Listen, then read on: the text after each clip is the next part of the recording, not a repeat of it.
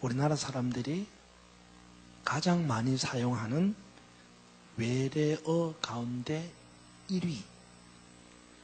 무슨 말을 제일 많이 사용할 것 같아요? 외래어. 짐작하시겠지만 스트레스라고 하는 단어입니다.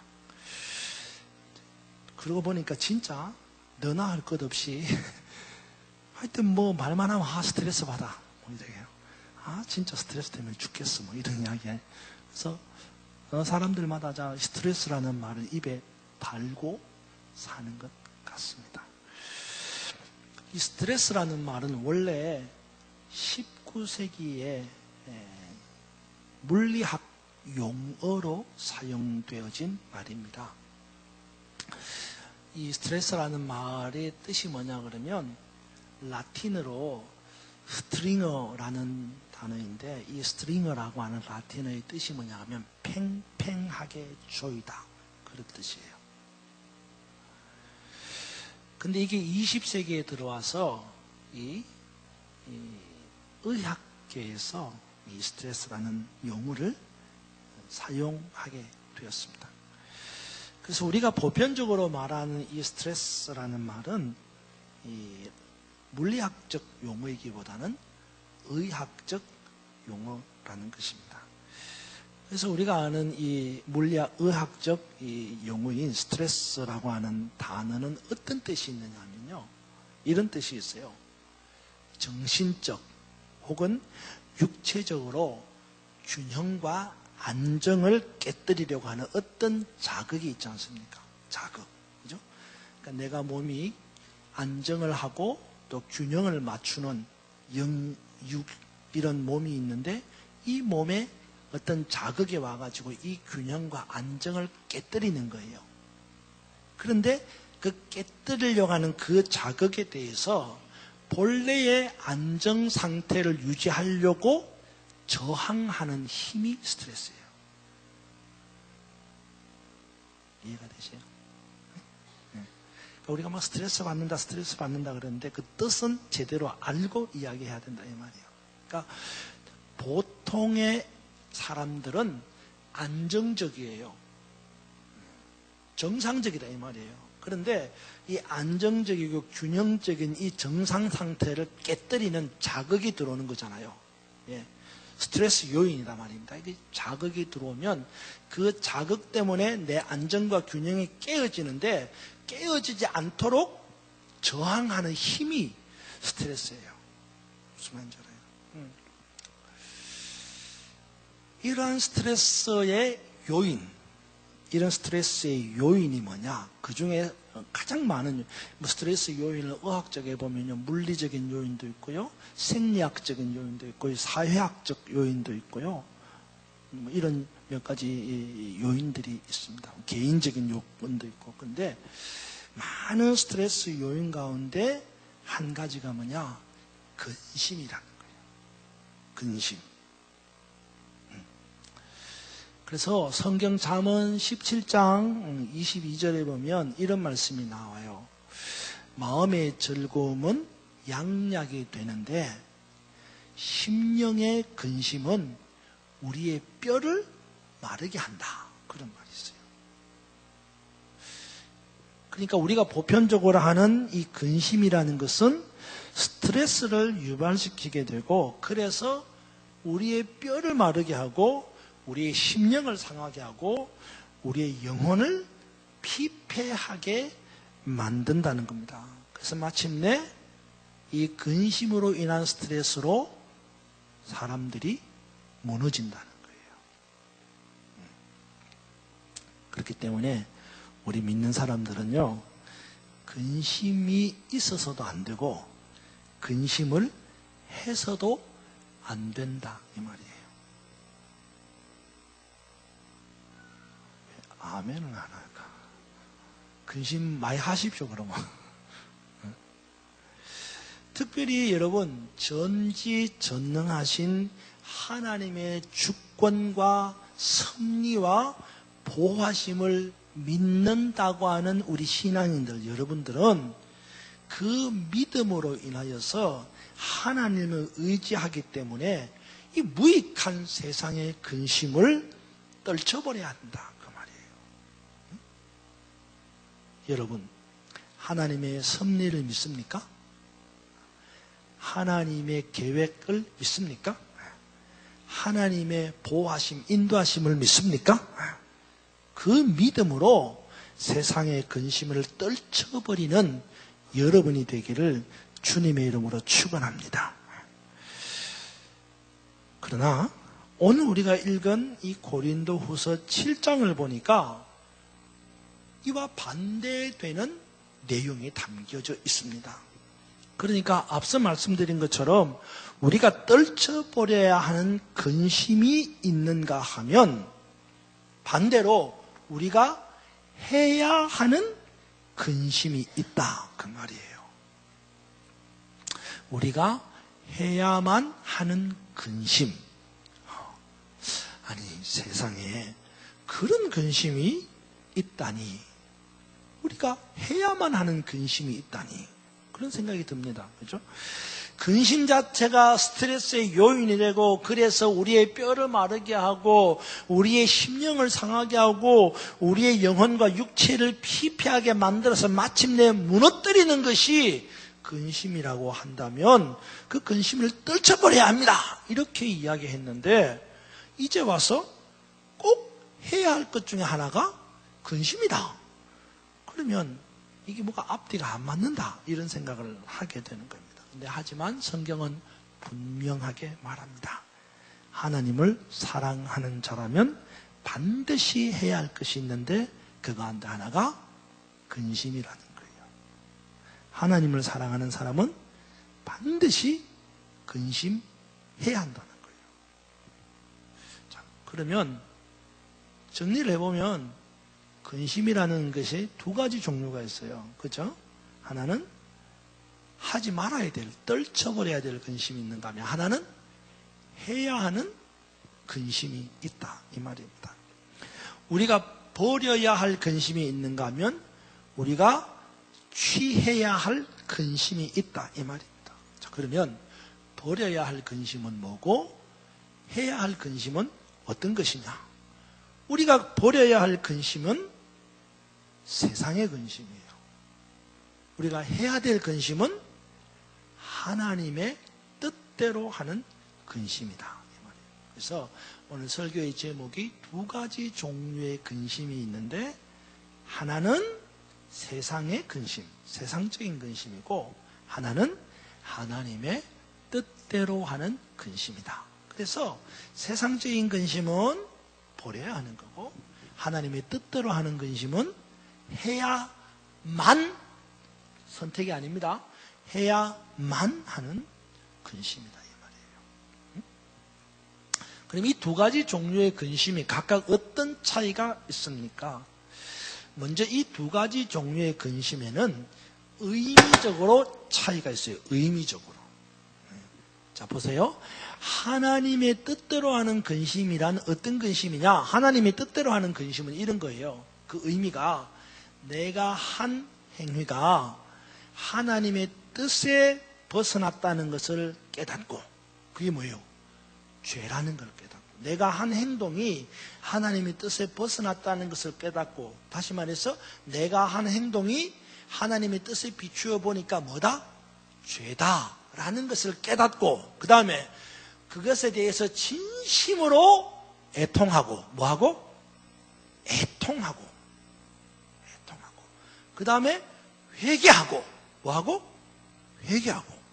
그리고 어떻게 하면 다시 하나님 앞에 바로 설 수 있을까를 고민하는 가운데서 그 방법을 찾고자 하는 근심, 이게 하나님의 뜻대로 하는 근심이다, 이 말이에요. 응? 이해가 되세요? 내가 한 행동이 하나님의 뜻에 비추어 보니까 죄인 줄로 깨닫고, 그래서 이 죄에 대해서 뭐하고? 애통하고 회개하고, 그 다음에 내가 다시 하나님 앞에 서서 하나님 앞에 갈 수 있는 방법이 뭘까를 고민하고 그것을 구체화하는 행동을 하는 근심, 그게 우리가 마땅히 해야 될 하나님의 뜻대로 하는 근심이다, 그런 말이에요. 예. 성경에 보면 이런 근심을 한 인물들이 있는데, 성경에 보면 대표적인 사람을 두 사람을 꼽으려 그러면 누구를 꼽겠어요? 하나님의 뜻대로 하는 근심의 대표자. 한 사람은 다윗, 한 사람은 베드로.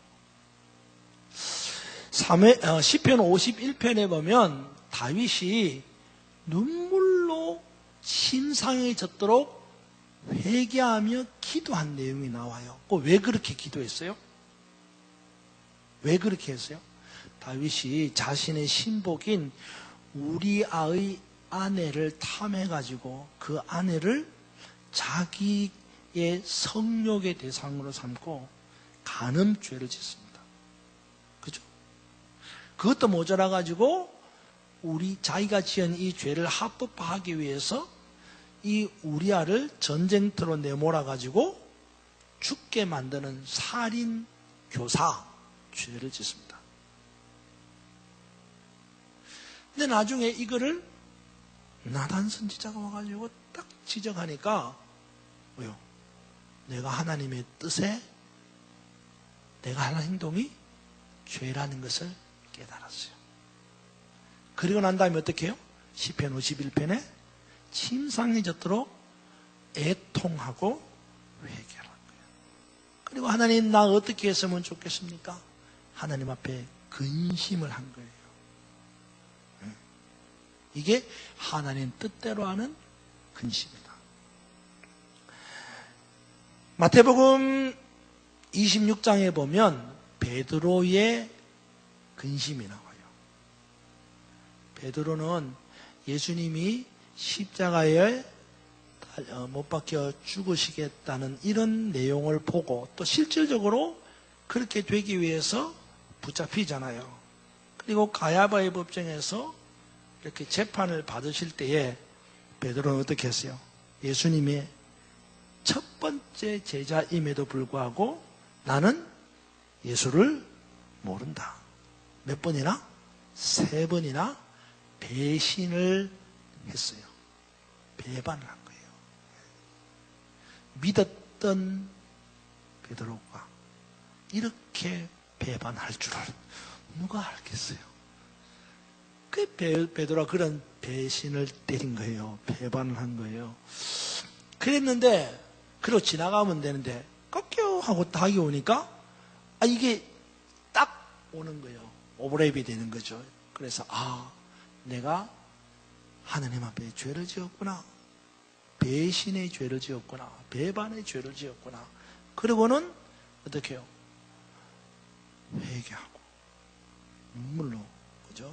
애통했습니다. 근데 어떻게 하면 좋겠나? 베드로가 그런 근심을 했다 이 말입니다. 이처럼 하나님의 뜻대로 하는 근심이라는 것은 자기의 한 행동을 하나님의 뜻에 비추어 보니까 죄이다라는 것을 깨닫고 그 죄에 대해서 애통하고 회개하면서 내가 어떻게 하면 다시 하나님께로 돌아갈 수 있을까를 고민하고 또 그 방법을 찾기 위해서 하는 근심이 하나님의 뜻대로 하는 근심이다 그 말이에요. 반대로 세상적인 근심이라는 건 뭐냐? 세상적인 근심이라는 것은요, 내가 한 행동에 대해서 잘못을 알아요. 모르는 게 아니에요. 여러분, 죄를 짓고 나는 죄인인 줄 모릅니다. 이 사람은요, 성경이 뭐라고 했어요? 양심에 뭘 맞았다? 화인 맞았어요. 양심에 화인을 맞은 사람은 어떤 사람이냐? 여러분, 화인이 뭐예요? 화인. 불도장이거든요. 불도장. 여러분한테 불도장이, 저는 불도장이 있어요. 예. 어렸을 때, 그 불주사. 예. 여러분, 그 불도장 맞은 그 불주사 맞은 자리에 바늘을 콕 찔러봐야 아파요? 안 아파. 그러니까 양심의 화인, 불도장을 맞은 사람은요, 감각이 없는 거야. 그러니까 내가 죄를 지었는지 안 지었는지 모르는 거야. 예. 그런 사람은요, 어떤 사람이요? 죽은 사람이요. 그런 사람은. 불도장 맞은 자리는 세포가 죽은 거예요. 신경이 없는 거다, 이 말이에요. 그래, 그런 사람 말고, 보통의 사람들은요, 자기가 죄를 짓고 난 다음에 나는 죄인지 모릅니다. 걔도 속으로는 자기는 알아. 다 죄인 줄 안다고. 근데 자기가 지은 것이 죄인 줄로 알지만 세상적인 근심은 뭐냐? 그걸 정당화시키는 거예요. 정당화. 이유, 저유 갖다 붙여 정당화시키는 거예요. 그리고 어떻게 했든지 간에 이 죄가로 인한 하나님의 진노에서 벗어나려고 그 방법을 찾는 인간적인 노력을 하는 근심이 세상적 근심이다, 이 말이에요. 이런 근심을 하는 사람이 성경에 대표되는 사람이 두 사람이 있어요. 한 사람은 사울, 한 사람은 유다, 가룟 유다. 사무엘상 28장에 보면요, 사울이 이런 세상적 근심을 하는 겁니다. 사울이 왕으로 있을 때에 블레셋 군대가 쳐들어옵니다. 위기를 맞이했습니다. 사울이 어떻게 해야 될까 고민을 하다가 어떻게 했어요? 거기 보면요, 신접한 여인, 엔돌이라고 하는 곳에 있는 신접한 여인을 찾아가가지고 내가 블레셋 군대가 쳐들어오니까 우리 어떻게 할까? 어떻게 하면 우리가 살겠냐 죽겠느냐 이거 물어보는 거예요. 쉽게 이야기하면 이겁니다. 목사가 어려운 일을 당했다고 저 안양대 그 가면 점집 있잖아요. 그 가가지고 점치는 사람한테 뭐 내가 왜 되겠습니까? 이렇게 물어보는 거 똑같다 이 말이요.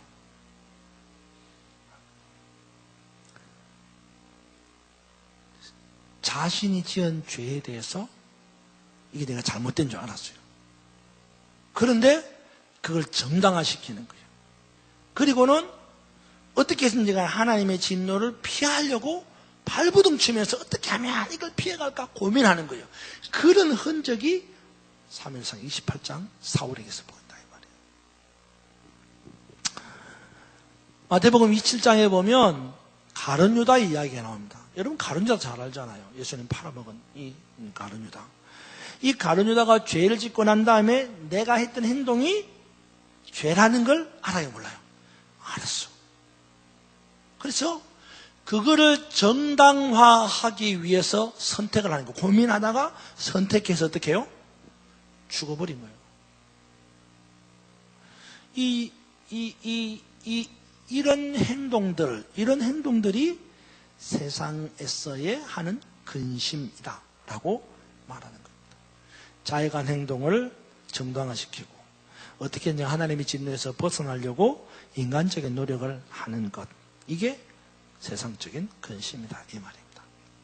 이런 두 종류의 근심이 가져다주는 결과도 각각 다릅니다.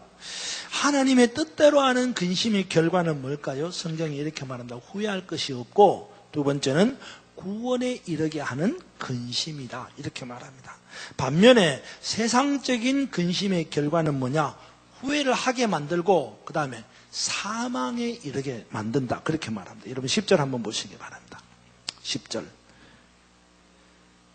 같이 읽겠습니다. 10절 시작. 하나님의 뜻대로 하는 근심은 후회할 것이 없는 구원에 이르게 하는 회개를 이루는 것이요 세상 근심은 사망을 이루는 것이니라. 아멘. 그렇습니다. 그러니까 하나님의 뜻대로 하는 근심은 구원에 이르게 하고 세상 근심은 사망에 이르게 하는 것. 뿐만 아니라 하나님의 뜻대로 하는 근심은 어떤 결과를 가져다 주느냐? 위로와 기쁨을 가져다 줍니다. 반면에 세상적 근심은 아픔과 고통을 가져다 준다는 거예요. 여러분 7절 한번 보시기 바랍니다. 7절 제가 읽겠습니다. 그가 온 것뿐 아니요 오직 그가 너희에게서 받은 그 위로로 위로하고 너희의 사모함과 애통함과 나를 위하여 열심히 있는 것을 우리에게 보고함으로 나를 더욱 기쁘게 했다. 디도가 위로를 받고 그 위로받은 것을 나한테 보고하니까 내가 그 소리를 들으니 나도 위로받고 기뻐했다. 그런 이야기예요. 바울은 고린도 교회 교인들이 바울의 권면을 받아서 자신의 죄를 깨닫고 그에 대해서 진심으로 애통하고 회개하고 어떻게 하면 다시 하나님 앞에 설 수 있을까를 고민하는 가운데서 그 방법을 찾기 위해서 근심한다는 소식을 디도로부터 들었어요. 그래서 그 하나님의 하나님의 뜻에 대한 근심하는 이 고린도 교회 사람들의 이야기를 듣고는 위로를 받고 기뻐했다고 말하는 겁니다. 사실 바울이 고린도 교인들에게 편지를 써서 보내서 그 편지의 내용은 권면하는 내용이었는데 바울의 근심과 걱정이 뭐냐 이거예요. 혹시 이 사람들이 이거 받고 세상적인 고민을 하고 세상적인 근심을 하고 세상적인 염려를 하면 어떻게 할까? 그게 바울의 걱정이었습니다. 혹시라도 이 사람들이 세상적인 근심에 빠지게 되면 내가 한 권면이 잘못된 것이 아닐까? 그런 고민이었단 말입니다. 그런데 고린도 교회 교인들이 바울의 권면을 받고 하나님의 뜻대로 하는 근심을 하게 되었다라는 소식을 듣는 거예요. 그리고 고린도 교인들이 하나님의 뜻대로 하는 근심을 함으로 후회할 것이 없는 구원에 이르는 변화를 가져왔다라는 겁니다. 여러분 11절 한번 보시기 바랍니다. 하나님의 뜻대로 하는 근심을 한 고린도 교인들은 이렇게 변화가 되었어요. 11절 보라. 하나님의 뜻대로 하게 된 이 근심이 너희로 고린도 교인들로 얼마나 간절하게 하며, 이 간절하다는 말은 하나님의 말씀에 대한 간절함을 갖다라는 것입니다. 얼마나 변증하게 하며, 이것은 적대자들의 공격으로부터 자신을 보호하는 변론의 능력이 생겼다는 거예요. 세 번째는 얼마나 분하게 하며, 이거는 공의로운 분노입니다.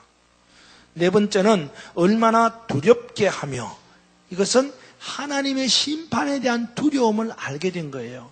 다섯 번째는 얼마나 사모하게 하며, 이것은 복음에 대한 열심이 있다라는 겁니다. 여섯 번째는 얼마나 벌하게 하였는가, 이것은 스스로 자신을 징벌에 처함으로 말미암아 하나님의 공의를 이루려고 하는 자세가 되었다는 거예요. 그러니까 하나님의 뜻대로 하는 근심을 가지면 이런 행동이 나온다는 거예요. 하나님의 뜻대로 하는 근심은. 여러분, 세상의 근심은 우리를 자꾸 주눅들게 만들고 힘들게 만들고 좌절하게 만들고 꺾어버리게 만드는 거예요. 그런데 하나님의 뜻대로 하는 근심은요, 열심을 갖게 만듭니다. 간절함을 갖게 만듭니다. 의로운 분노를 갖게 만듭니다. 두려움을 갖게 만듭니다. 그리고 영적인 그런 열정을 회복하게 만든다는 거예요. 자신을 공의롭게 만든다는 거예요. 자신을 편들지 않는다는 거예요. 이 하나님의 뜻대로 하는 근심이 오늘 우리가 반드시 해야 될 근심이에요. 이래서 바울이 위로와 기쁨을 얻었다라는 것입니다. 이제 말씀을 마무리하려고 합니다. 여러분, 우리는요, 근심하지 말아야 합니다. 세상적인 근심에서 떠나야 합니다. 하지만 그럼에도 불구하고 우리는 근심해야 합니다. 하나님의 뜻대로 하는 근심을 해야 한다라는 것입니다. 그래서 여러분, 근심은 극복하느냐, 극복하지 못하느냐의 문제가 아니에요.